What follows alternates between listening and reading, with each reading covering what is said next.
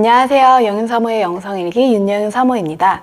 네, 오늘은 죄가 뿌리 내리지 않게 하라 라는 제목으로 말씀 나눠보려고 합니다. 저희 교회에 이 양쪽으로 화분이 2개가 있어요. 근데 어느 날 한쪽 화분에 이파리 뒤쪽에 흰 이물질들이 생기기 시작하고 잎 위에는 막 끈끈한 것들이 생기기 시작했습니다. 저희 화분을 저희 교회 전도사님 사모님께서 섬겨주셨기 때문에 제가 얘네들을 되게 잘 보살펴야 된다는 사명감을 좀 갖고 있어요. 근데 제가 식물을 잘 몰라가지고 혹시 병 들었나 싶어서 막 되게 걱정이 되더라고요. 집 가서 물어봤어요. 그랬더니 꽃집 사장님이 이건 응애벌레라는 벌레가 생긴 거라고 이야기를 해주더라고요. 그 벌레는 햇빛이 잘 안 들고 환기가 잘 되지 않는 곳에서 잘 생긴다고 해요. 원래는 정기적으로 약을 좀 뿌려줘야 된다고 하는데요. 제가 좀 늦게 알아서요. 약도 뿌려주고 또 이파리도 정기적으로 닦아주고 있습니다. 근데 문제는 뭐냐면 이 이파리 속으로요. 저의 손이 닿지 않는 그 깊은 곳에 벌레가 자리를 잡았다는 거예요. 이 벌레가 이 식물을 아예 죽일 수는 없지만 영양분을 빨아먹고요. 건강하게 자라지 못하게 한다고 합니다. 제가 이걸 보면서 죄의 심각성에 대해서 계속 생각을 하게 됐어요. 아, 죄는 정말 빨리빨리 제거를 해야지 그 죄가 내 마음에 뿌리를 내려버리면 우리가 하나님 앞에서 온전히 살지 못하게 하고 우리의 삶을 갉아먹을 수밖에 없구나 라는 걸 좀 생각하게 됐어요. 우리는 우리 삶에 죄가 뿌리 내리지 않게 해야 하는데요. 어떻게 해야 할지 나눠보고자 합니다. 얼마 전에 나라를 떠들썩하게 했던 사건이 하나 있었어요. 과외 앱을 통해서 또래 여성을 살해하고요. 시신을 훼손 유기한 정유정 씨 일입니다. 범죄수사물을 통해서요. 이 살인에 대한 그런 영상을 많이 봤다 그래요. 살인을 해보고 싶어서 일을 저질렀다고 이야기를 하더라고요. 사람이 무엇을 보느냐 그리고 무엇을 생각하느냐가 참 중요한데요. 이 사람은 마음에 살인에 대한 죄가 뿌리를 내리기까지 그 장면을 본 것입니다. 우리는 죄의 심각성을 알아야 하는데요. 이사야 59장 2절 말씀에 보면요. 오직 너희 죄악이 너희와 너희 하나님 사이를 갈라놓았고 너희 죄가 그의 얼굴을 가리어서 너희에게서 듣지 않으시게 함이니라 라고 말씀하십니다.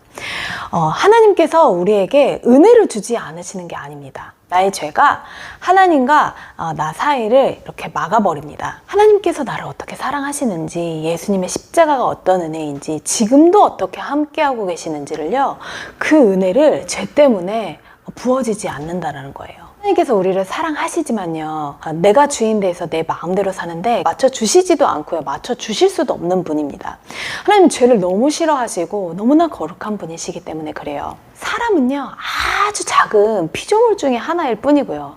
하나님은 온 세상 만물을 만드신 창조주시잖아요. 우리는 이 마음에 작은 죄가 쌓여서 하나님과의 관계가 막히지 않도록 우리 죄의 심각성에 대해서 알아야 합니다. 저희도 교회에서요, 늘 조심하는 게 있어요. 예를 들어서 저희 교회에서는 예배 후에 간식을 이제 좀 나누는데요.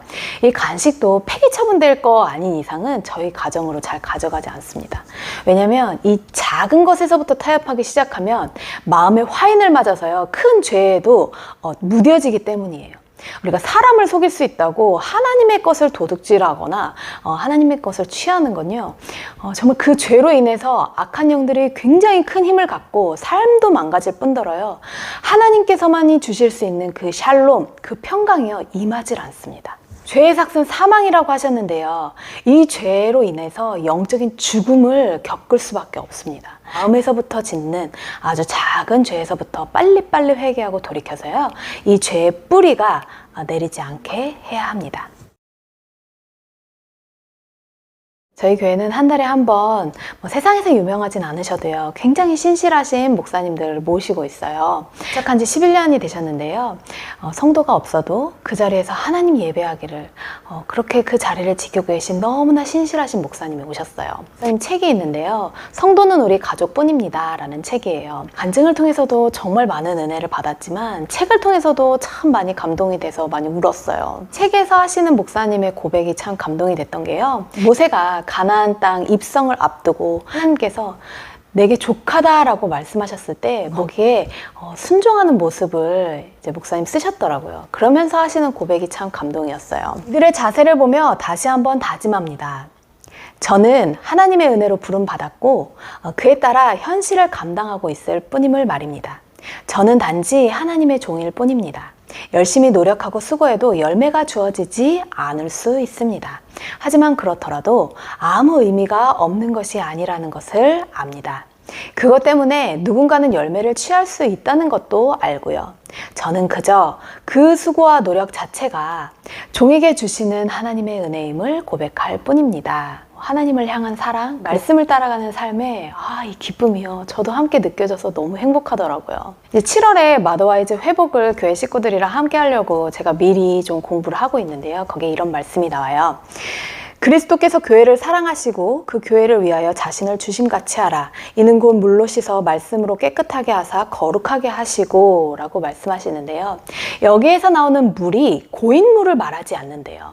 헬라어로 후다토스라고 하는데요. 빗물, 계속 흘러내리는 그 물, 그런 물을 뜻한다고 합니다. 빗물처럼 계속 흘러나오는 말씀으로요. 우리를 깨끗하게 하신다라는 거예요. 우리에게 주시는 그 말씀, 마음에 부딪히고 감동이 된 그 말씀 붙잡고요. 나를 그 말씀에 맞춰가야죠. 말씀이 중심이 돼야지 내가 중심이 되면요. 원래 생긴 화분에요. 약을 치지 않는 것과 마찬가지입니다. 벌레요. 계속 생겨나요. 말씀이 아닌 죄가 나를 이끌어 간다는 겁니다. 우리는 철저하게 말씀을 따르고 거기에 나를 맞춰가서요. 죄가 뿌리 내리지 않게 해야 합니다. 성령님의 임재를 연습하라. 저희 목사님 책에 이런 내용이 나와요. 사랑하는 성령님, 지금 여기에 함께 계심을 감사드립니다. 저는 지금 제 안에 계신 성령님의 도우심을 원합니다. 성령님께서 제 안에 계심을 제가 알 수 없을까요? 지금 여기에 함께 계심을 나타내 주시기를 너무나 원해요. 존귀하신 성령님, 이곳에 어서 오세요. 성령님을 간절히 기다려요. 사랑하는 성령님, 임하여 주세요. 더욱 임재해 주세요. 성령님의 임재하심을 기대하며 위와 같은 고백들을 천천히 반복하여 드리라. 결코 포기하지 말라. 처음부터 잘 되는 사람도 있을 것이고 쉽지 않게 느껴지는 분들도 있을 것이다. 나 역시 그랬다. 특히 나는 너무나 영적으로 둔한 사람이었기에 힘들다고 느낀 때가 한두 번이 아니었다. 처음에는 나만의 일방적인 교제였다. 그냥 성령님께서 여기 계시다고 인정하고 믿는다고 큰 소리를 치고는 성령님께 일방적으로 끊임없이 고백을 드렸다. 그렇게 시행착오 끝에 성령님의 임재하심을 느끼게 되었고 성령님을 기다리는 방법을 배우게 된 것이다. 시간이 흘러 어느 날 돌아보니 성령님께서는 내 곁에 계셨다. 성령님 스스로를 내게 나타내시기 시작하셨다. 우리가 느끼든 못 느끼든 우리의 삶은 늘 성령님 앞에 있습니다. 내가 하는 말, 내가 하는 생각 다 아세요. 내가 얼마나 악한 생각을 하고 얼마나 악한 말을 하는지 다 아신다는 겁니다. 나 혼자 하는 생각이라고 생각하는 것들이요. 참 성령님을 근심시키고요. 우리가 성령님께 굉장히 무례하게 행동을 하는 거예요. 요새 저에게도 계속 가르치시는 것이 있어요. 예전에는 제가 설교를 잘하고 사람들에게 선한 영향력을 끼치는 것이 참 중요했는데요. 이제는 제 삶이 성령님 앞에 있어서요. 성령님을 얼마나 존중해드리며 살았는가로 제 삶을 평가하신다는 것에 대해서 계속 가르쳐 주시더라고요. 제가 하나님께 쓰임받는 것 자체가 중요하지 않고요. 그냥 오늘 하루 성령님 앞에서 저에게 맡겨주신 일을 성실하게 예배를 드리는 것처럼 그러면서 살고 있습니다. 저도 때로는 사람으로 인해 화가 나고요. 생활에 염려가 막 올 때가 있어요. 성령님 앞에 있기 때문에 빨리빨리 회개를 하는 거예요. 성령님 주시는 그 샬롬, 그 평강을 빼앗기지 않기 위해서요. 말씀대로 선으로 악을 이기는 선택을 계속 해 나가는 겁니다. 시편 139편 7절에서 10절 말씀에 보면요. 내가 주의 영을 떠나 어디로 가며 주의 앞에서 어디로 피하리이까. 내가 하늘에 올라갈지라도 거기 계시며 수월에 내 자리를 펼지라도 거기 계시니이다. 내가 새벽 날개를 치며 바다 끝에 가서 거주할지라도 거기서도 주의 손이 나를 인도하시며 주의 오른손이 나를 붙드시리이다. 이는 작은 말, 작은 죄도요 조심해야 합니다. 내가 하는 말요 성령님께서 다 들으세요. 남에 대해 함부로 하는 말, 내가 주인 되는 생각, 그 죄악을 성령님께서 너무나 근심하십니다. 우리는 우리 안에 성령님께서 소멸되지 않으시도록요. 그분 앞에서의 삶을 의식하면서 빨리빨리 회개하고 돌이켜서요. 죄가 뿌리 내리지 않게 해야 합니다. 우리는 이 짧은 시간을 이 땅에서 사는데요. 정말 오늘의 본문 말씀처럼 살기를 소망합니다.